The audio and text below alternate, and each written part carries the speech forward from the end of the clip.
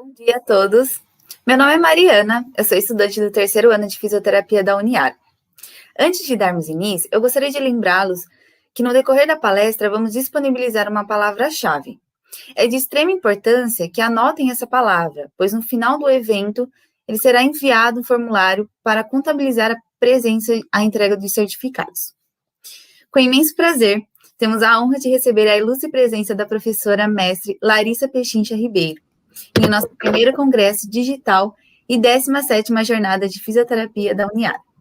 A professora Larissa possui graduação em fisioterapia pela Universidade Federal do Espírito Santo, mestrado em fisioterapia da Universidade Federal de São Carlos, UFSCar, participando de projetos no Laboratório de Avaliação e Intervenção do Complexo do Ombro.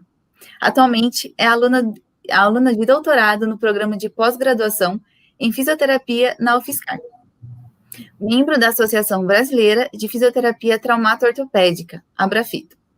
Tem como linha de pesquisa a análise funcional e biomecânica do complexo do ombro, em pessoas com e sem dor no ombro. Diante disso, passo a palavra para a professora para que ela compartilhe conosco os seus conhecimentos e saberes sobre a temática avaliação do complexo do ombro. Professora, mais uma vez, é um prazer tê-la conosco. Apreciamos muito seu trabalho e temos certeza que esse momento será muito proveitoso para cada um de nós. Uma excelente apresentação para todos. Olá, bom dia a todos. Primeiramente, eu gostaria de agradecer ao professor doutor André Capaldo pelo convite e toda a comissão organizadora do evento, tá, pela apresentação. Então, como já foi falado, eu faço parte do Laboratório de Avaliação e Intervenção do Complexo do Ombro, na Universidade Federal de São Carlos, e hoje eu vou contar um pouquinho do que eu aprendi ao longo desses anos, fazendo parte do laboratório. Então, eu vou conversar sobre a avaliação do complexo do ombro. Antes, eu gostaria já de falar que não existe uma receita, tá? Cada paciente, ele é único e ele tem a sua própria bagagem. Nós, como fisioterapeutas, a gente tem que estar atento a ter uma escuta ativa, ter uma comunicação efetiva e conseguir enxergar essa pessoa com um olhar amplo, tá? Não somente para avaliar a dor no ombro, né? Esse processo de avaliação, ele faz parte de um acompanhamento e até mesmo de um programa de prevenção de atletas. Então, aqui, como nós temos na foto, eu tenho atletas overhead, né, no caso, que são atletas que fazem uso, né, o gestual esportivo acima da cabeça. Eu tenho atletas de handball, basquete, vôlei, natação e às vezes até outros esportes, né, que são bastante, essa avaliação está presente, né, por você ter um acompanhamento desse atleta durante a temporada. Então, isso é bastante comum, independente se a pessoa tem ou não tem lesão no ombro. Em relação aos tópicos importantes, né, o que a gente vai falar hoje? Primeiro, eu vou falar um pouco, rapidamente, sobre dor no ombro. Vou falar sobre instrumentos de avaliação, exame complementar e também a tomada de decisão. Em relação à dor no ombro, né, é uma condição bastante presente e frequente. A população, dentro de um ano, chega a ter, né, uma prevalência de dor no ombro em 46,7%. E ao longo da vida, esse percentual ele pode alcançar 66,7%. Nem sempre essas pessoas elas têm uma recuperação completa dos sintomas. Então, dentro de 6 meses, né, há relatos que 50% das pessoas, elas apresentam, então, essa recuperação completa. E a dor no ombro, ela pode ser uma causa, né, de incapacidade e também absenteísmo, que nada mais é que o afastamento, né, do trabalhador no ambiente de trabalho decorrente da dor. A Ludwig, que é uma pesquisadora dos Estados Unidos, dentre um trabalho dela e de colaboradores, tentando entender quais são os diagnósticos mais comuns em pessoas com dor no ombro, ela separa a seguinte coisa, né? Então, ela bota aqui como se fosse de uma origem não direcionada propriamente para o ombro, e aqui uma condição, né, de origem no ombro.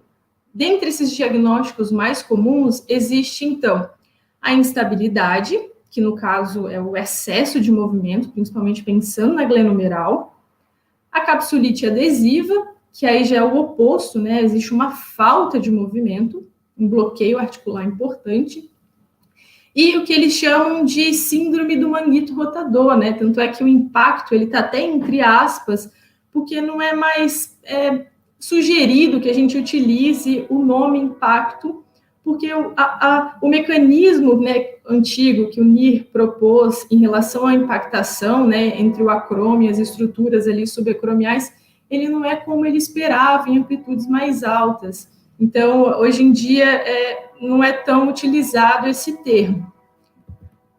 Outro estudo, né, que é junto com o McClure, junto com a Michener, no Star Shoulder, né, num sistema de classificação para reabilitação do ombro, eles também atribuem, se vocês observam aqui embaixo, esses 3 grandes diagnósticos. Então, a síndrome de dor subacromial, a capsulite adesiva e a instabilidade glenomeral. Só que uma coisa que chama a atenção e que é importante, eu acredito que fundamental no processo de avaliação, dentro desse primeiro passo, né, da gente entender a história do paciente, né, é a gente entender também se existe ou não a presença de red flags, né? E o que são esses red flags ou bandeiras vermelhas? Aqui, no próprio artigo deles, né, eles fazem uma adaptação desse Mitchell e eles chamam de red flags algumas condições em potencial, né? Como tumor, infecção, né, fratura, lesão neurológica, patologia visceral, e como que, né, existe um entendimento ou uma suspeita que isso pode estar ocorrendo, né?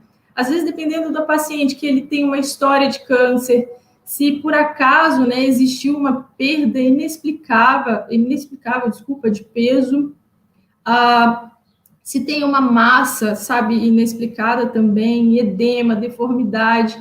Então, esses achados, eles te chamam a atenção para você observar ou não se esse paciente ele tem essa bandeira vermelha. Além de infecção, né, se você observa a parte de ombro, né, a pele avermelhada, essa pessoa tem febre, se teve um trauma recentemente importante, né, a ponto de suspeitar ou não uma fratura, se o paciente ele tem também um déficit sensório-motor também inexplicável, para a gente suspeitar, então, de uma lesão neurológica. E por que eu estou levantando, né, esse assunto agora? Porque é importante a gente ter o entendimento se existe ou não essa suspeita, porque não vai ser apropriado para a gente esse paciente agora. Então, o mais apropriado nesse caso é a gente indicar para outro profissional de saúde, para ele avaliar e entender o que está acontecendo com esse paciente. E voltando para o estudo da Ludwig, né, que ela tenta modificar um pouco o processo de avaliação dos pacientes, né, da gente largar um pouco o modelo patoanatômico e ir atrás mais da avaliação cinético-funcional. E de forma interessante, né, pensando na dor no ombro atraumática, ela separa a dor, né, que não tem origem no ombro, como eu falei anteriormente, pensando mais na cervical ou outra classificação, coluna torácica, por exemplo, que eu não vou falar hoje, e também tem origem de causa não mecânica, né? Então tem um relacionamento, às vezes, no processamento de dor, envolve a classificação biopsicossocial do paciente, que eu vou falar um pouco, e dentre as causas mecânicas, a gente vem aqui para a normalidade de 2 movimentos.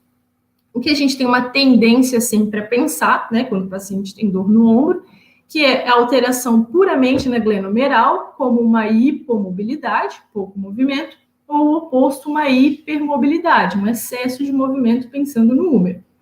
E também, né, chama atenção, e a gente tem que observar, alterações no movimento da escápula, né, articulação escápulo-torácica. E o que pode ser isso, né? A escápula faz uns movimentos, eu vou mostrar já já, mas se existe uma insuficiência de rotação superior da escápula, uma insuficiência de inclinação posterior, uma excessiva rotação interna e excessiva também elevação da clavícula. Então, o que é isso, mais ou menos, né? A escápula, ela, quando a gente eleva o braço, embora exista uma variabilidade assim na literatura, a gente espera que quando a pessoa ela eleva o braço, a escápula ela rode superior, ela incline posteriormente, e a parte de rotação interna e externa, né, que é representada aqui na letra A, ela varia dependendo do plano de movimento. Então, se eu inicio o movimento, às vezes, na flexão, eu vou estar mais em rotação interna, quando comparado a uma abdução, que eu vou estar menos rotação interna, né, e caminhando mais para uma rotação externa da escápula. Então, durante a movimentação, é esperado que a escápula faça esse movimento, né, oscila um pouco, rotação interna e externa, sendo que o início é mais rotação interna, ao final uma rotação externa da escápula. Durante a elevação do braço, é sugerido, né, que a escápula faça uma rotação superior. O que é isso, né? Imagina que nessa figura B, a glenoide, ela passa a ficar apontada para o teto, né? Então, esse movimento de rotação superior. E a inclinação posterior da escápula, que é uma coisa que a gente espera que o paciente faça durante a elevação do braço, é representada aqui na letra C, onde aqui, se a gente for olhar o acrômio ele vai para trás, e o ângulo inferior da escápula, ele vai para frente. Então, assim, a cinemática escapular nada mais é que formas da gente avaliar o comportamento articular, e ele oscila em pessoas sem dor e pessoas com dor no ombro.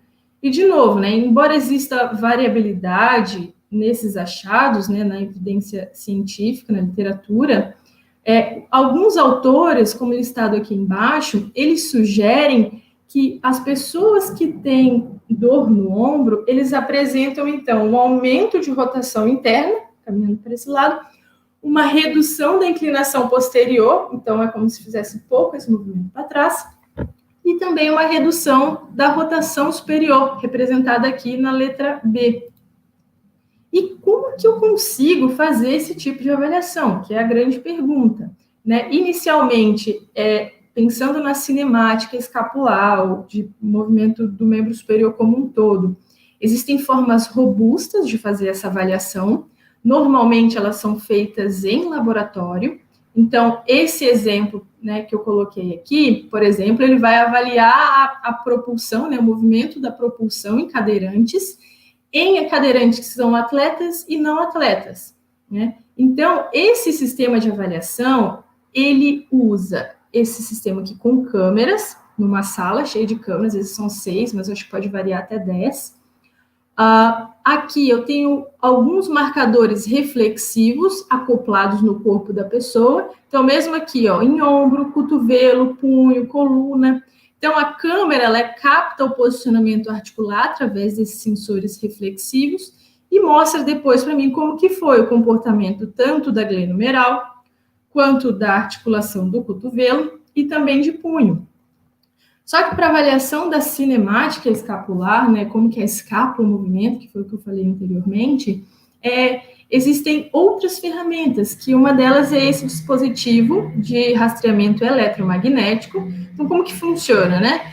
Eu tenho essa caixinha cinza e ela consegue captar o posicionamento dos sensores acoplados no corpo da pessoa. Então, eu tenho um sensor aqui em externo, acrômio e húmero, e aí eu consigo captar o posicionamento da escápula durante a elevação do braço. Pode ser no plano sagital, como representado aqui na foto, ou o que você quiser avaliar, se você quiser avaliar no plano da escápula, ou até no plano frontal. E o interessante é que durante a avaliação da cinemática escapular, utilizando esse sistema, a gente tem, então, através do software Motion Monitor, uma animação imediata, então um vídeo mostrando o movimento, e para a gente, o que é mais importante são esses valores laterais e esses gráficos. Então, de imediato, eu consigo entender como que a escápula se movimentou naqueles 3 movimentos que eu falei, e quanto que o movimento do húmero, quanto a glenomeral fez de elevação, né, que é representado aqui por último, e o plano de movimento, que aí depende, se eu quero 90, 60 ou a 0. Além disso, né, pode ser feito junto com a cinemática escapular, a eletromiografia. Não, mas é que você entender como que funciona a ativação muscular independente da atividade. O que tem falando hoje na literatura? Que aqui, por exemplo, uma revisão que o Philip Strafe comandou, que ele vai avaliar a ativação da musculatura escapulotorácica em pacientes com sintomas de impacto, entre aspas, e instabilidade também pegou pessoas saudáveis. E o que acontece? Quando eles vão comparar as pessoas, né, CIS indica sintomas de impacto, eles observam que essas pessoas elas tendem a ter maior ativação de trapézio superior e menor ativação de trapézio inferior e serrátil, que são quem? Músculos que estabilizam a escápula. Para pessoas que têm instabilidade glenomeral, não teve consenso, conforme esse artigo. E o interessante é que você consegue fazer essa avaliação, né, em ambiente laboratorial, né, todo mundo que consegue ter, mas você consegue fazer tanto para avaliação quanto para tratamento. Então, aqui embaixo, nessa figura, né, o Danilo Kamonzek, num protocolo publicado esse ano na BJPT, ele consegue fazer um input tátil para que a pessoa faça alguns ajustes de movimento e consegue, né, que o paciente ele visualize aqui, né, nesse monitor, né, na TV, o quanto de ativação ele está fazendo. Então, aqui eu tenho ativação, como que ele está fazendo, né, durante o movimento de elevação do braço. O quanto de ativação em trapézio superior, quanto de ativação em trapézio médio, trapézio inferior, e o serrátil dá para ver um pouco nessa segunda imagem. Então, isso que é interessante da eletromiografia, ela pode ser utilizada somente para avaliação e juntamente com o tratamento através de feedback. O paciente vai percebendo o que ele precisa ativar mais ou menos, né? Existe uma outra ferramenta que, de certa forma, ela vem, posso dizer assim, para a cinemática, né, tanto glenomeral quanto escapular, que é a fluoroscopia. Nada mais é que, na verdade, são imagens radiográficas durante o movimento, acompanhada com uma reconstrução da anatomia da pessoa, da forma anatômica da pessoa. E não tem aqueles pinos que eu coloquei, nem marcadores reflexivos, e não é invasiva, então você gera mais ou menos essa imagem aqui do meio, e ele faz, então, a reconstrução do corpo da pessoa, e consegue depois avaliar tanto a movimentação, como representada aqui, ó, da escápula torácica, então, quanto rodou superior, como que foi a movimentação da clavícula, além de elevação do braço, mas também, né, representada aqui nessa última imagem, do Kim, colaboradores, consegue entender como que o número ele se comporta, pensando se existe ou não uma translação superior. Né? Esse estudo do Kim, ele envolve pessoas que tiveram ruptura massiva do manguito rotador. Então, o manguito rotador, o papel dele é estabilizar o húmero na cavidade glenoide. Se ele não está executando tanto esse papel, o que acontece? Às vezes é o quê? Uma translação superior do húmero. Então, esse tipo de avaliação, ele consegue perceber que isso está acontecendo em determinados indivíduos. Além também, né, dentro do ambiente de laboratório, existe a dinamometria isocinética. Então, nesse trabalho aqui, por exemplo, primeiro eles avaliaram atletas de rugby, né, tentando identificar a força, né, glenomeral e as alterações dessa força durante a temporada, né, na prática esportiva. E também aqui, um estudo brasileiro, né, avaliando a força isocinética em atletas de judô, atletas profissionais de judô, tentando fazer uma análise, né, de dados normativos, valores normativos de força. Então, o dinamômetro isocinético é um equipamento caro, por isso que é muito difícil algumas clínicas terem. E aqui, nessa imagem, ela foi tirada desse artigo de Marcondes, mostra o posicionamento de rotação interna e externa na avaliação de força. Mas imagina, você pode fazer avaliação tanto de serrátil, qualquer músculo que você quiser, né? Você só vai mudar um pouco o posicionamento. Desculpa, gente.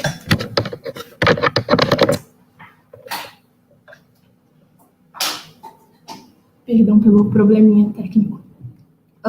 Então, assim, você consegue fazer avaliação independente da musculatura que você quer avaliar, né? Depende só de você modificar um pouco o posicionamento do aparelho. Mas assim, né? Eu falei de equipamentos robustos, mas e na clínica? Como que eu posso avaliar esse paciente? Né? Pensando na amplitude de movimento, existe o inclinômetro, que é portátil, mais barato em relação aos outros equipamentos que eu mostrei, E a gente consegue fazer, então, uma avaliação durante a elevação do braço, né, pelo plano sagital, frontal, da escápula, os movimentos de rotação interna e externa, bem como também tentar identificar como que está o posicionamento da clavícula, né? Nessa figura aqui, no artigo publicado em 2018, você consegue ver o posicionamento da clavícula. Nessa segunda imagem, né, acoplando aqui na raiz da espinha da escápula até o acrômio, tem uma noção, né, daquela rotação superior da escápula. E aqui, para a inclinação, eles não acharam dados confiáveis. Então, né, dentro desse estudo aqui, a medida que não foi tão boa foi essa aqui de inclinação. Você colocava o aparelho e via se a escápula estava inclinada para frente ou inclinada um pouco para trás.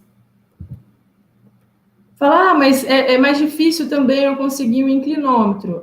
Outra forma de se fazer a avaliação é utilizando o aplicativo, que é esse daqui. Então, eles tentaram fazer uma validação e, imagina, se você tem um celular, você consegue colocar esse aplicativo e tentar entender o quanto que essa pessoa faz de rotação externa, tanto a 0 graus, né, do lado do corpo, quanto a 90 graus de rotação externa aqui na letra D e rotação interna na letra E. Uma coisa só que chama atenção é que, eu lembro agora de o autor, mas é solicitado, quando a gente faz a avaliação de rotação interna, que a outra mão, ela segura a escápula. Porque às vezes você vai fazer a rotação interna, mas você está ampliando, aumentando a sua inclinação da escápula para ganhar mais movimento. Então, se você, por acaso, coloca a outra mão de avaliação aqui, você consegue controlar se a pessoa está compensando ou não. E em relação à força muscular, né? Como que eu consigo fazer isso na clínica? Tenho aqui o dinamômetro manual, ele não é tão barato, mas em relação ao dinamômetro isocinético, ele é bem mais barato, portátil, que você consegue levar para os lugares. E você consegue fazer uma avaliação, né? De rotação externa, rotação interna, abdução.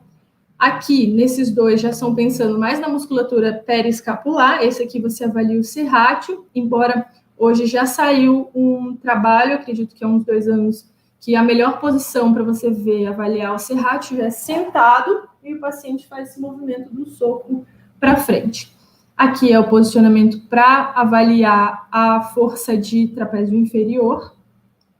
Falar, mas mesmo assim eu não consigo ter um dinamômetro, como que eu posso fazer? Então, fazer do jeito que a gente aprendeu, né, na universidade. Então, se eu tenho aqui o movimento do soco para serrátil, né, se uma mão estabiliza, a outra eu sinto o músculo, vejo se a escápula, como que ela vai se posicionar, e o paciente tenta fazer uma força contra a minha resistência. A outra forma de avaliação, pensando no serrátil, acontece que algumas pessoas elas têm alguma alteração no nervo, né, que é o responsável para inervar o serrátil anterior, que é o torácico longo.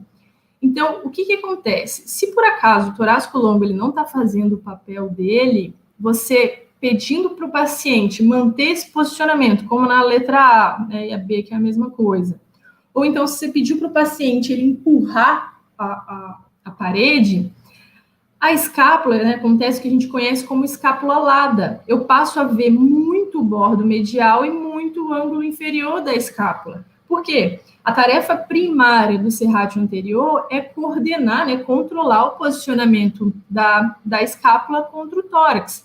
Se eu tenho uma alteração neurológica, ele para de desempenhar esse papel e aí a escápula salta e eu passo a enxergar tanto a borda medial quanto o ângulo inferior.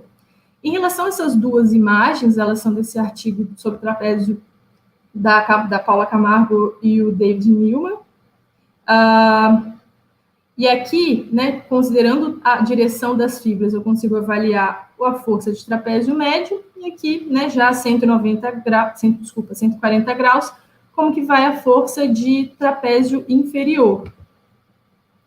E a escápula, né? Como que a gente faz a avaliação da escápula? Esse assunto é um pouco polêmico, né? Eu vou falar mais adiante, mas basicamente, para a gente fazer a avaliação e identificar ou não presença de discinese escapular, você solicita que o paciente ele faça o movimento 5 vezes de elevação do braço e você fica visualizando atrás a escápula dele, tanto na fase concêntrica quanto na fase excêntrica. Se por acaso você enxergar demais o ângulo inferior, né, é classificado como tipo 1 de cinese. Se durante a movimentação você observa muito, né, que há um ressalto do bordo medial da escápula, isso é classificado como tipo 2, e o tipo 3 ele já é classificado como uma redução da rotação superior. Então, imagina aqui, ó, do lado direito, se você observar, a escápula do paciente está nesse posicionamento, classificando um tipo 3, que também pode ser observado se a pessoa faz o que a gente conhece como shrug, que nada mais é que quando a pessoa tenta elevar o braço, às vezes ela não tem, ela tem uma limitação de movimento, e faz o quê? Uma elevação de clavícula, para tentar compensar essa falta de movimento. Então, isso também é classificado como tipo 3. E por que eu disse, né, que ele é um assunto polêmico? Nesse estudo aqui de Plumer e colaboradores, eles avaliando a discinese escapular dessa forma, né, de observação, em pessoas com e sem dor no ombro, com os terapeutas, né, os avaliadores cegados, eles viram uma frequência parecida de discinese, tanto no grupo sem dor como no grupo com dor. Então, sugerindo que nada mais é do que uma variabilidade normal do movimento da escápula. Entretanto, esses autores, eles falaram que em atletas assintomáticos, né, fizeram uma revisão sistemática com meta-análise, em atletas assintomáticos, observaram que a discinese escapular, ela aumenta a chance de dor no ombro em 43%, né, sendo considerado, então, um risco de dor aumentado nessas pessoas em relação a quem não tem dor e também não tem discinese escapular, sugerindo, então, que seja possível você fazer essa avaliação de acompanhamento no seu atleta. Mas outras formas de avaliação e entendimento se a escápula tem ou não tem relação com a dor no ombro, elas estão surgindo. Então, Jeremy Lewis, ele tem aqui 3 artigos sobre esses sistemas de avaliação com modificação de sintoma. Então, nada mais é que você fazer alguns ajustes posicionais na tentativa de diminuição de dor. Então, no caso aqui, essa primeira foto, a moça, ela está fazendo uma elevação do braço. Então, imagina quanto isso vai doer nela. Você faz uma classificação de 0 a 10, de quanto aquilo dói, né? 0 sem dor, 10 uma dor insuportável, pior dor possível. E na segunda foto, na letra B, se você perceber, a mão dela, o indicador, ele se posiciona em processo coracoide a ponto de você fazer uma modificação de posicionamento e repetição do movimento de elevação, para ver se com essa modificação do movimento da escápula vai ter ou não alteração de sintoma. Isso também pode ser executado pensando na glenumeral, como no caso aqui na foto abaixo, né? Então, imaginando nesse arremesso, às vezes é um atleta que tem dor durante rotação externa e interna, você fazer um ajuste posicional, como se fosse um deslizamento posterior da glenoide, isso gerar, né, alívio de sintoma, eles tendem a dizer e nortear um pouco sobre o tratamento, né? Porque, às vezes, se você faz essa correção, entre aspas, você tende a ter uma melhora de sintoma, até que a pessoa consiga fazer aquilo sem sua assistência e sem sintoma, que é o melhor ainda. Ainda sobre os testes de modificação de sintoma, eu tenho aqui o teste de assistência escapular, basicamente foi o teste que eu trabalhei no meu mestrado. Então, o que ele significa, né? Se vocês observarem na foto, a minha mão do aspecto superior, ela faz uma inclinação posterior da escápula, quando o paciente vai elevando ativamente o braço, e a mão de baixo, ela pega o aspecto aqui, ó, inferior e medial, pegando o fim do bordo medial e o ângulo inferior da escápula. E eu faço o quê com essa segunda mão? Uma rotação superior. Então, com as minhas 2 mãos, eu assisto a rotação superior e a inclinação posterior.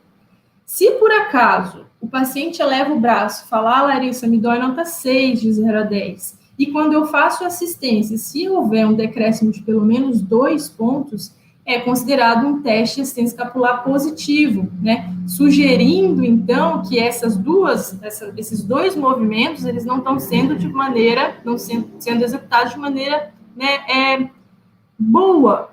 Então, sugerindo, às vezes, uma falta de ativação em trapézio inferior e também serrátil. No meu mestrado, eu avaliei força e a cinemática. Então, o que a gente viu, né? Que as pessoas que tinham o teste de assistência escapular positivo em relação a quem não tinha, né? Quando eu fazia assistência e não mudava nada, as pessoas com teste positivo, eles tiveram maior inclinação anterior. Então, de fato, né, se você está em maior inclinação anterior, você vem menos inclinação posterior quando você vai elevar o braço. Só que de força, né, a gente avaliou força de serrátil e trapézio inferior, não teve diferença nenhuma entre os grupos. Só que fica a dica, assim, para quem for fazer de novo alguma avaliação nesse sentido. Eu não avaliei eletromiografia. Então, às vezes, é interessante observar se essa musculatura ela está sendo ativada num atraso ou não, né? Coisa que acabou que, infelizmente, eu não avaliei. Outro teste é o teste de reposicionamento escapular, onde aqui, ó, se observar o Danilo, ele faz um movimento de rotação externa. Então, se a escápula está aqui, ele faz esse posicionamento, saindo disso para isso, né? E ver se durante, por exemplo, aqui o teste de Jobe, né, lata vazia, se tem ou não um decréscimo de pelo menos 1 ponto, né? Sugerindo que, às vezes, se eu fizer esse reposicionamento, né, a pessoa vai ter menos sintoma durante o dia a dia, colocando para a gente trabalhar mais essa musculatura periescapular. Além disso, né, existem outras formas de avaliação. Então, o encurtamento da cápsula posterior, a do ombro, a parte posterior, que não dá para ver na foto, né? Mas se eu pego o paciente em pé, peço 60 graus de elevação, estou segurando o cotovelo, né? E solto o braço, né? Em relação ao braço, imagina que esse dói, eu avalio a amplitude de movimento, comparo com o lado assintomático. Se porventura existir uma diferença igual ou maior que 7 graus, é considerado, então, o encurtamento da cápsula posterior. E é interessante que a parte da cápsula posterior, né, se encurtada, já existe relato que ela é capaz de modificar um pouco a cinemática da escápula, né, como se as pessoas com encurtamento de cápsula posterior tivessem mais inclinação anterior. Então, é uma outra forma de avaliar, principalmente tecido mole, nas pessoas que têm dor ou, às vezes, no atleta. Outra medida é a medida de peitoral, encurtamento de peitoral menor, né? Então, se por acaso você pegar uma fita métrica e colocar aqui, né, na quarta costela, até o processo coracoide, você vai ter uma medida, e para ter o índice do peitoral menor, você pega essa medida, divide pela altura e multiplica por 100. Então, é uma forma de você avaliar, porque se às vezes a pessoa, né, imaginando aqui as inserções, né, distal proximal, se ela tem um encurtamento, eu já vou o quê? Favorecer, né, na verdade que não é uma influência tão boa, mas para um aumento de rotação interna, um aumento de inclinação anterior da escápula e, né, acaba dificultando esse movimento de rotação superior, porque você está encurtado aqui na frente. Então, é uma outra forma de você avaliar nesse seu paciente ou atleta. Né? E quais são as contribuições nessa alteração do movimento? Como eu falei agora, né, da gente avaliar tanto a movimentação da escápula, ela apresenta como se fossem alguns, entre aspas, culpados, né? Então, se eu tenho uma redução da rotação superior, possivelmente pode ser uma insuficiência de ativação do serrátil ou também de trapézio. Se eu tenho uma redução da rotação, da inclinação, desculpa, posterior, pode ser por encurtamento da cápsula, que a gente falou agora, ou pode ser por conta de falta de ativação de serrátil. Aqui, né, se a pessoa tem uma rotação interna excessiva, né, nesse posicionamento que a gente conversou agora, a pessoa ela pode ter, então, uma insuficiência de ativação de trapézio médio, que ele vai estar na fibra aqui perto do bordo medial, né, para gerar esse posicionamento, ou então encurtamento de peitoral menor, que foi o que a gente falou bem recentemente. Se porventura a pessoa tem um excesso de elevação de clavícula, né, possivelmente, quem pode contribuir com isso é o excesso de ativação de trapézio superior, fazendo com que aconteça, então, esse movimento. E os questionários? Os questionários, né, além do que a gente já conhece, que é o SPAD, que avalia dor e função, o DASH, que avalia a função do membro superior como um todo, o próprio WORK, né, que ele avalia a qualidade de vida, ele é específico para pacientes com alteração no manguito rotador. Ele tem 21 questões em 5 domínios, então você consegue identificar, né, como está em sintomas físicos, esporte, trabalho, estilo de vida e emoção. Além desses, né, um estudo do Ivan Lin, colaboradores de 2019, ao tentar entender quais são as melhores práticas de cuidado na pessoa com dor musculoesquelética, existe, então, né, um guia, né, uma diretriz da prática clínica com 11 recomendações consistentes de alta qualidade. E dentre essas recomendações, a terceira, ela solicita, né, ela recomenda que a pessoa, né, o terapeuta, o fisioterapeuta, ele avalie os fatores psicossociais, né? E isso está sendo discutido em ombro? Está, né? Quando a gente vai observar, por exemplo, essa revisão sistemática, tentando identificar os efeitos dos fatores psicológicos na dor, função, qualidade de vida em pessoas com tendinopatia do membro rotador, antes vale ressaltar que esses autores, eles colocaram o termo tendinopatia do membro rotador como um guarda-chuva, né? Abrangindo, né, colocando dentro desse guarda-chuva a ruptura parcial, ruptura total e tendinopatia. Então, tem vários diagnósticos dentro dessa tendinopatia do membro rotador. E o que eles viram? Que a depressão e ansiedade, cinesiofobia, né, como o próprio nome diz, né, o medo do movimento, preocupação, a catastrofização, que às vezes é um pensamento exacerbado, né, exagerado, de uma forma negativa, que você não vai recuperar, né, que você vai sentir dor, a emoção, saúde mental, qualidade do sono ruim, angústia e a baixa expectativa, esses fatores, eles estão associados com aumento de dor, pior função e pior qualidade de vida. Então, no seu paciente com dor no ombro, é interessante você ter um controle de como estão esses aspectos psicológicos. Nem todos os questionários a gente tem, né? Alguns eles ainda estão para ser avaliados as propriedades psicométricas em pacientes com dor no ombro, mas eles já estão sendo utilizados, como cinesiofobia e catastrofização. Esse trabalho, né, da Rachel Chester e colaboradores de 2019, ele é um trabalho muito interessante, né, que faz a gente ampliar um pouco esse entendimento sobre fatores psicológicos. Eles observaram os pacientes, foi um estudo coorte, então você acompanha esse paciente, né, é um estudo que você vai observar a baseline, nesse caso, você teve a intervenção fisioterapêutica e você foi acompanhar depois de um longo tempo como que esse paciente estava. Então, aqui, dentre 32 variáveis da baseline, né, as variáveis que melhor predizem, né, o melhor resultado de tratamento fisioterapêutico foi a expectativa e a autoeficácia. Explico. O que primeiro é a autoeficácia? É a crença ou a capacidade da pessoa que ela pode modificar aquilo que ela vive. Então, o que aconteceu? Às vezes, as pessoas, elas tinham, nesse estudo, uma função boa, mas elas tinham uma expectativa baixa que elas iam modificar. Isso gerava um resultado na fisioterapia ruim. Em contrapartida, pessoas que na baseline, né, no início do estudo, tinham uma função ruim, né, uma função pobre, mas tinham a crença e a expectativa e também a autoeficácia de que iam melhorar, né, a expectativa de que iam melhorar, eles tiveram o melhor resultado do tratamento fisioterapêutico. E isso é muito interessante e faz a gente pensar a seguinte questão, né? Você pode ser o melhor fisioterapeuta do mundo, você pode estar fazendo o seu trabalho muito bem feito.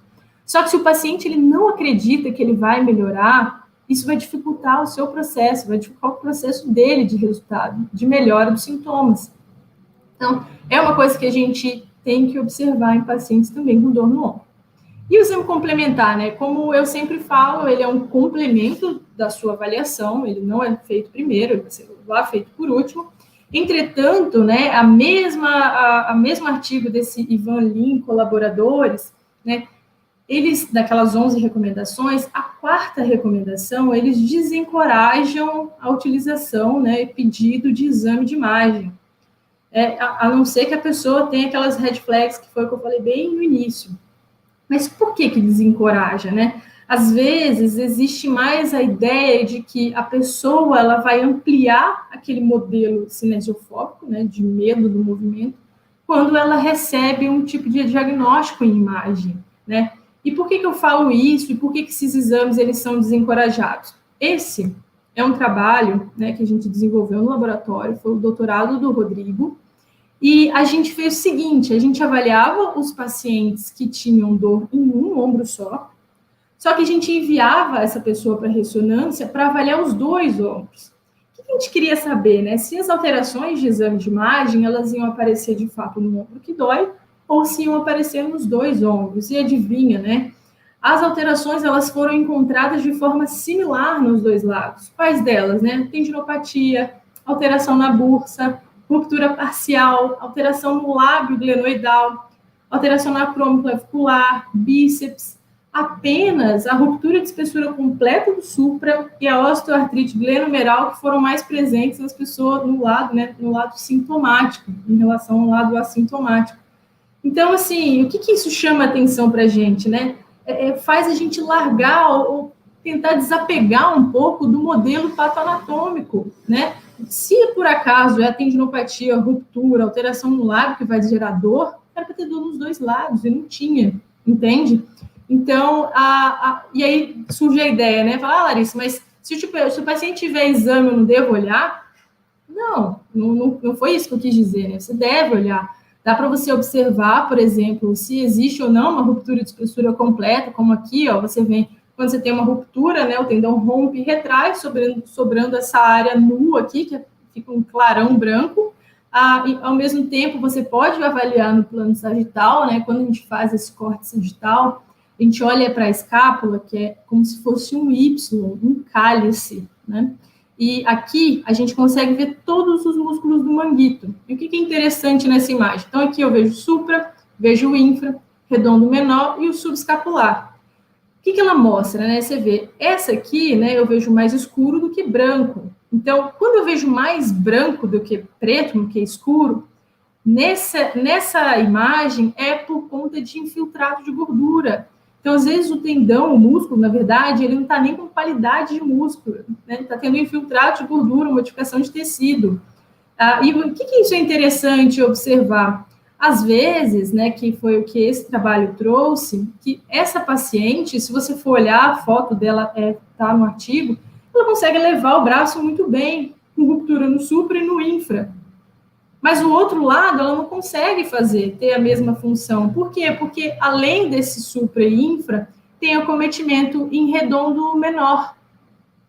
Então, né, chama a atenção para a gente ter uma noção de como vai ser, às vezes, o prognóstico. Se a pessoa ela tem um acometimento em subescapular, às vezes ela vai ter uma tendência maior a ter pseudoparalisia. O que é isso, né? É a pessoa que ela tenta levar o braço e ela não consegue.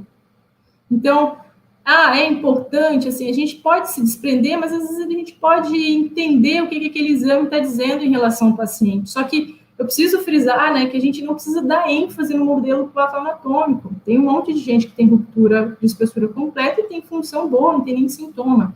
Então, a atenção, assim, cuidado para a gente não ampliar também, né, esse modelo cinesiofóbico para o paciente da gente.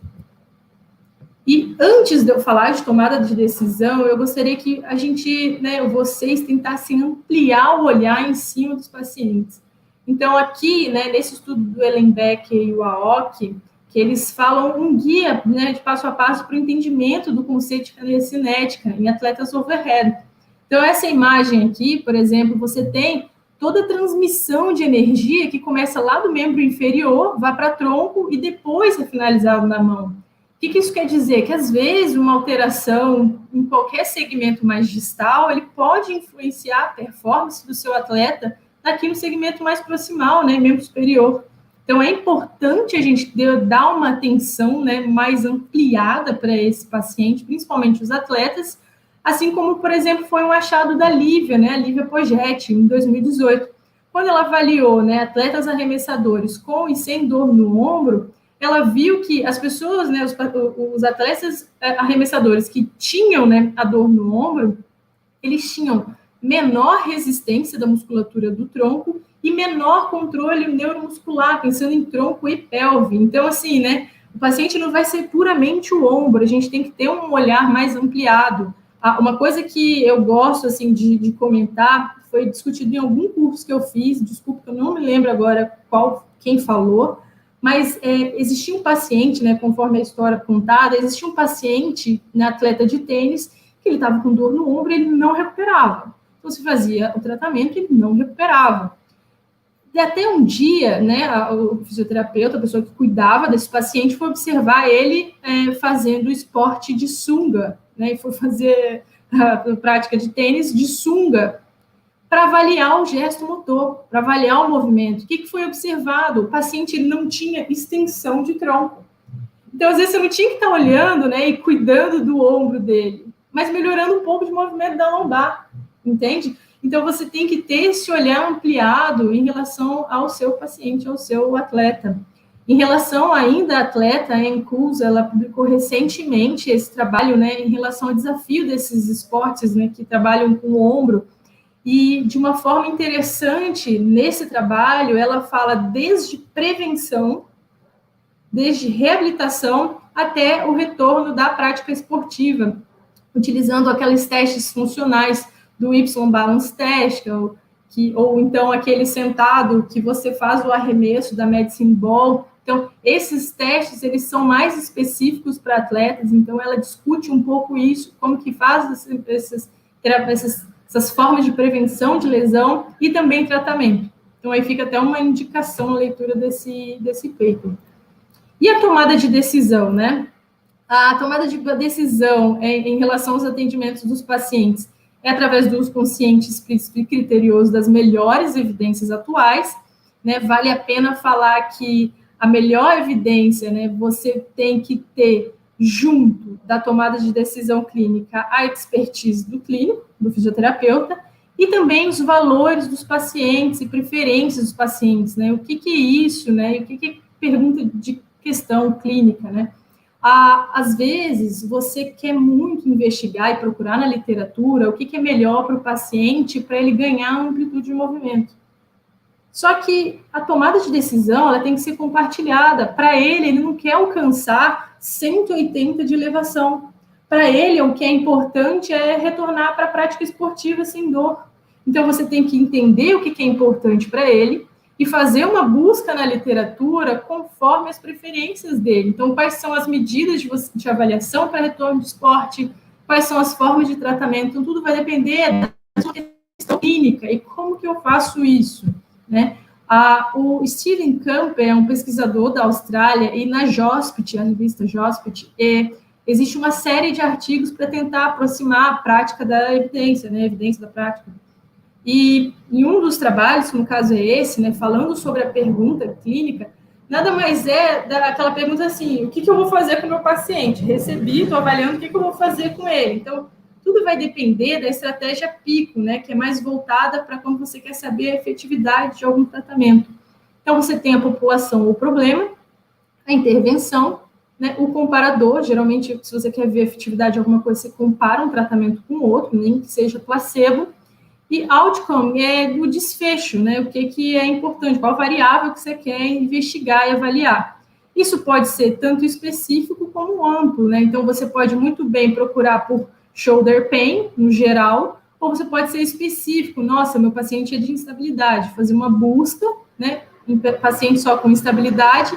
Mesma coisa para intervenção. Ela pode ser ampla ou específica. Você pode pegar a reabilitação no geral, igual exercício, ou controle motor, ou resistência, né? Você faz afunila o que você quer investigar, né? Sempre é importante o que durante a sua busca, seja PubMed, Science Direct, você usar, então, esses termos booleanos, né? O AND, que ele vai fazer uma combinação dessas palavras, então, shoulder pain, reabilitação.